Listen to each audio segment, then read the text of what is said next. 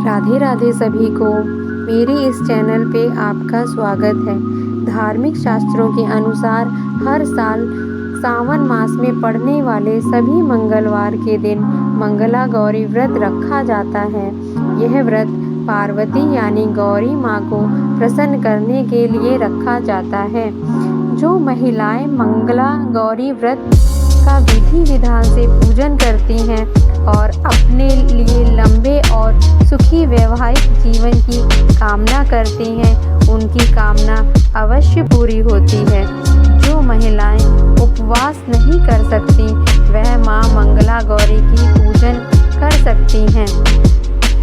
पौराणिक कथा के अनुसार एक समय की बात है, एक शहर में धर्मपाल नाम का व्यापारी रहता था। उसकी पत्नी काफ़ी खूबसूरत थी और उसके पास काफ़ी संपत्ति थी, लेकिन उनके कोई भी संतान ना होने के कारण वे काफ़ी दुखी रहा करते थे। ईश्वर की कृपा से उनको एक पुत्र की प्राप्ति हुई, लेकिन वह अल्पायु था। उसे यह श्राप मिला था कि वह 16 वर्ष की उम्र में सांप के काटने से उसकी मौत हो जाएगी। संयोग से उसकी शादी 16 वर्ष से पहले एक युवती से हुई, जिसकी माता मंगला गौरी व्रत किया करती थी। परिणाम स्वरूप उसने अपनी पुत्री के लिए एक ऐसे सुखी जीवन का आशीर्वाद प्राप्त किया था, जिसके कारण वह कभी विधवा नहीं हो सकती थी। अंततः अपनी माता के इस व्रत के प्रताप से धर्मपाल की बहू को अखंड सौभाग्य की प्राप्ति हुई। इस वजह से धर्मपाल के पुत्र ने 100 साल की लंबी आयु प्राप्त की। तभी से यह मंगला गौरी व्रत की शुरुआत मानी गई है। इसी कारण से सभी नवविवाहित महिलाएं इस पूजा को करती हैं तथा गौरी व्रत का पालन करती हैं और अपने पति के लिए लंबी, सुखी तथा स्थायी वैवाहिक जीवन की कामना करती हैं।